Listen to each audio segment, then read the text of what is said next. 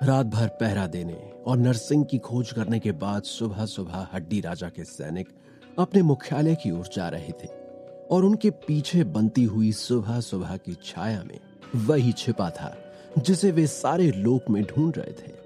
कार्तिक छाया से छाया में कूदते हुए उनके साथ चला जा रहा था, लेकिन पीली रोशनी वाले उस मुख्यालय में प्रवेश करने के बाद कार्तिक अपने छाया रूप में नहीं रह सकता था। इसलिए जैसे ही वे सैनिक दरवाजे से अंदर जाने के लिए तैयार हुए, कार्तिक अपने असली रूप में आ गया।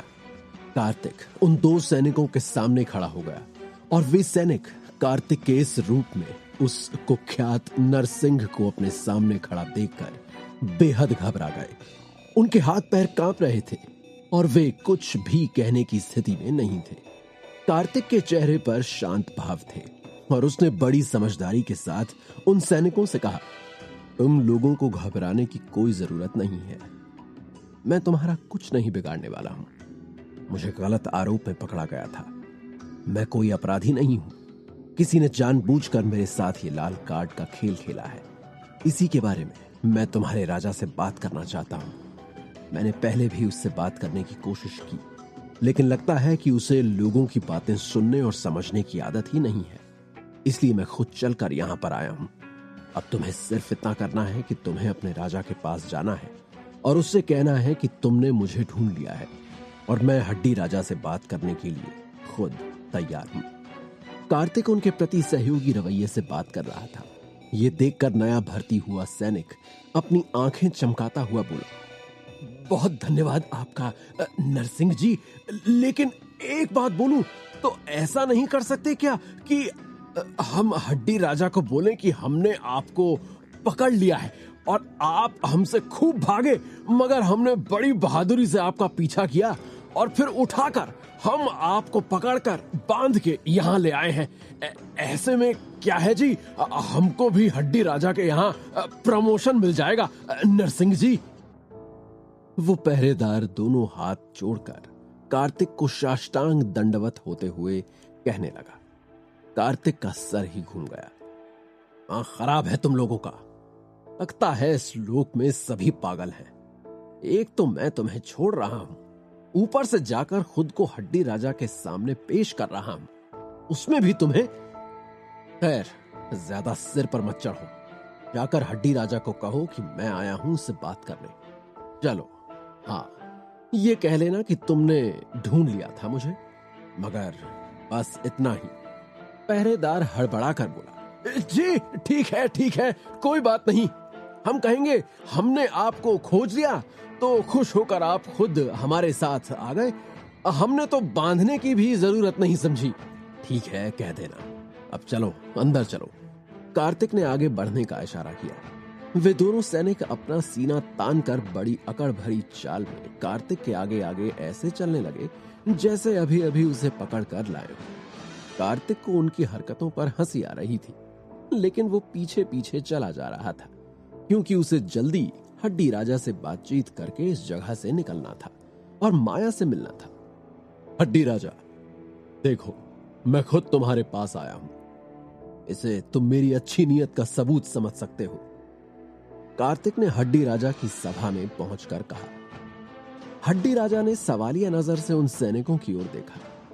वे इधर उधर देखने लगे। फिर हड्डी राजा कार्तिक से बोला, देखो जी, समझ तो मैं कुछ भी सकता हूं, लेकिन समझने की जरूरत क्या है? तुम्हारी जो नीयत है वो बता दो। हमारे यहाँ न्याय होता है, सो तुम्हारा भी न्याय हो ही जाएगा। कार्तिक ने अपनी बात रखी। मुझे सिर्फ इतना कहना है कि ये लाल कार्ड वाला खेल किसी ने मेरे साथ खेला था। मुझे नहीं पता किसने यहाँ पर मुझे उस लाल कार्ड के साथ भेजा।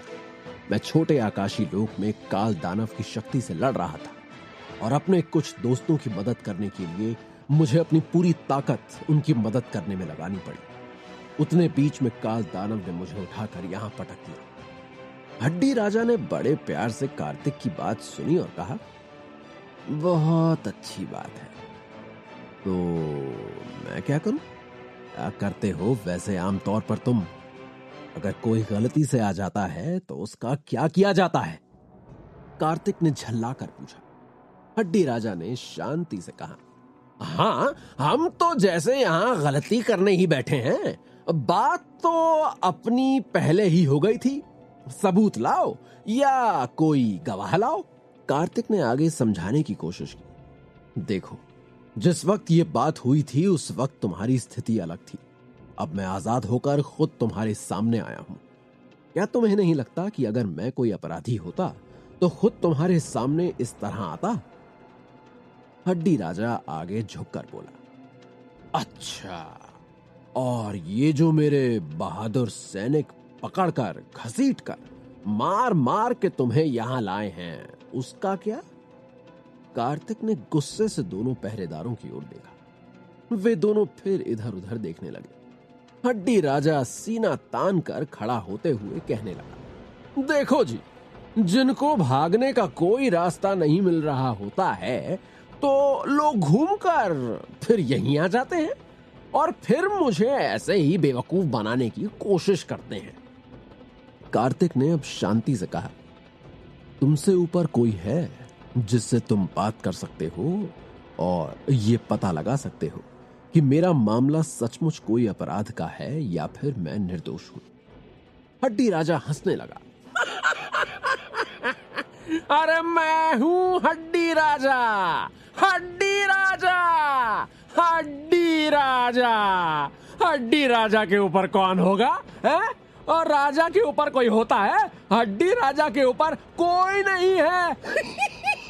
हाँ, लेकिन तुम्हारी बात समझी जा सकती है।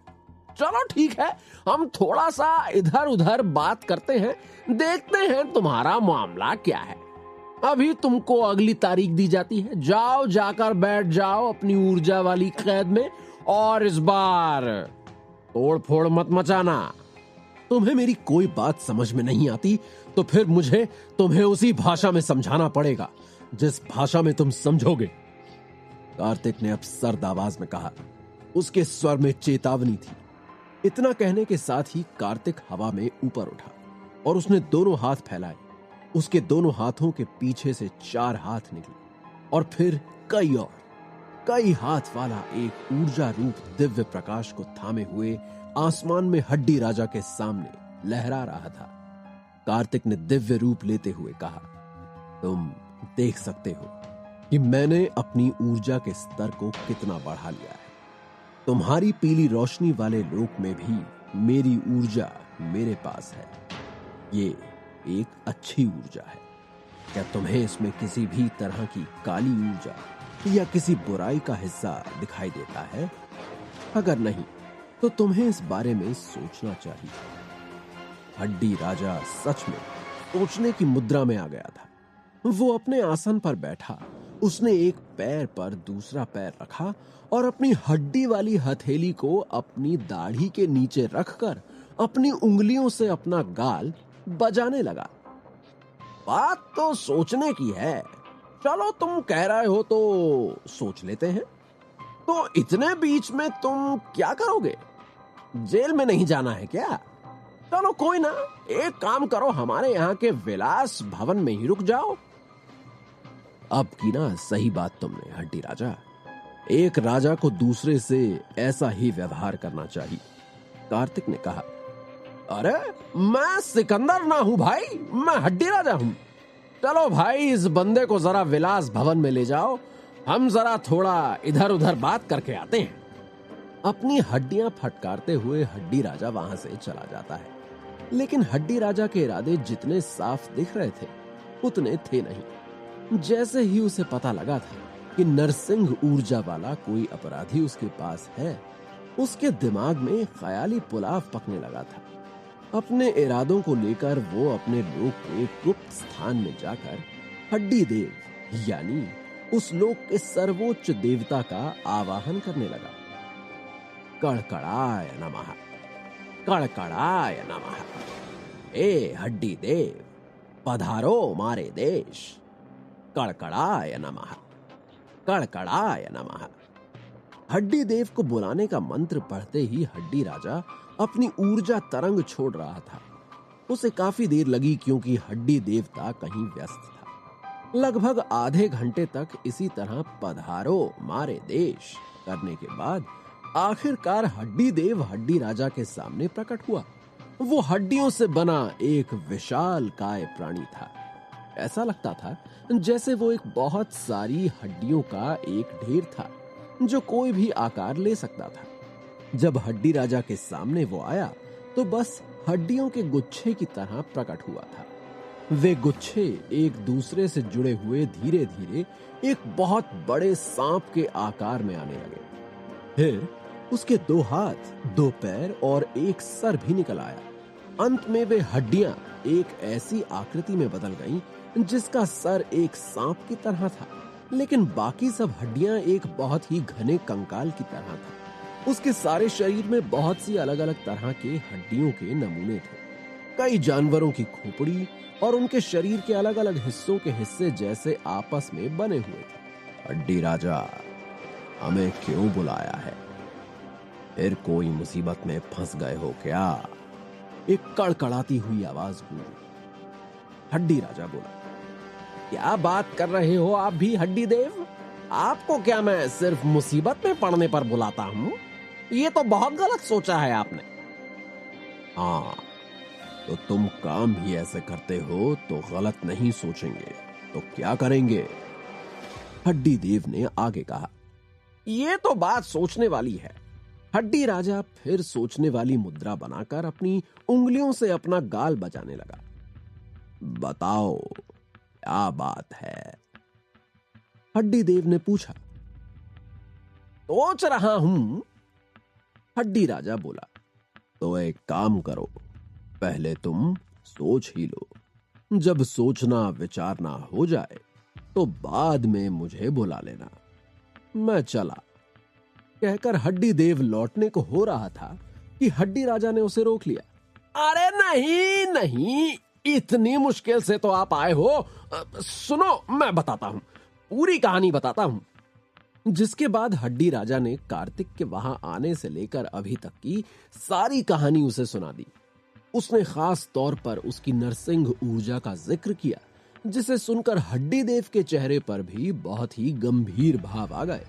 उसके बाद हड्डी देव अपना विकराल रूप छोड़कर एकदम साधारण रूप में आ गया, जो कि दिखने में हड्डी राजा के जैसा ही था, लेकिन उससे कई गुना बड़ा था।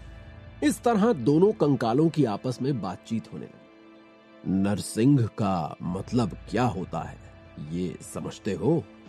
हड्डी देव ने पूछा। थोड़ा बहुत समझता हूं, बाकी तो आप समझा ही दोगे। इस ऊर्जा का मतलब है कि ये बंदा नरसिंह का अवतार है, या फिर उसके रक्त से सीधे सीधे कोई संबंध रखता है। इसके रक्त में जो ऊर्जा है, उसे अगर सही ढंग से उपयोग किया जाए तो उससे बहुत से काम किए जा सकते हैं। हाँ, ये बात तो है, इतना तो मैंने भी सोचा था। तो जाओ, जाकर उसे पकड़ो और उसकी ऊर्जा को खींचकर एक मणि के रूप में बंद करो। फिर वो मणि मुझे लेकर दो। उस मणि के उपयोग से मैं इस लोक की शक्ति बढ़ा दूंगा। जितना फायदा मुझे होगा उतना ही तुम्हें भी होगा। अच्छा जी, ठीक है, तो ऐसा ही करते हैं, हड्डी राजा ने कहा। हड्डी राजा के पास वो खास शक्ति थी जिससे वो किसी दूसरी तरह की शक्ति को खींचकर एक मणि में बदल सकता था। हड्डी देव ने उसे ऐसा करने को कहके वो मणि उसके हवाले करने के लिए कहा था। ये सुनकर हड्डी राजा का चेहरा ही उतर गया था, क्योंकि उसने तो सोचा था कि वो खुद उस मणि की शक्ति का उपयोग करके अमरलोक की उच्च स्थिति के बराबर शक्तिशाली हो जाएगा, लेकिन हड्डी देव का उद्देश्य कुछ और ही था। क्या हड्डी राजा हड्डी देव के आदेश को मानेगा, या कार्तिक से उसकी नरसिंह ऊर्जा छीन ली जाएगी, या कार्तिक इस अजीबोगरीब दुनिया से छूटकर फिर माया से मिल पाएगा? आगे का हाल जानने के लिए सुनते रहिए पॉकेट एफएम पर कैप्टन कार्तिक की कहानी का अगला भाग।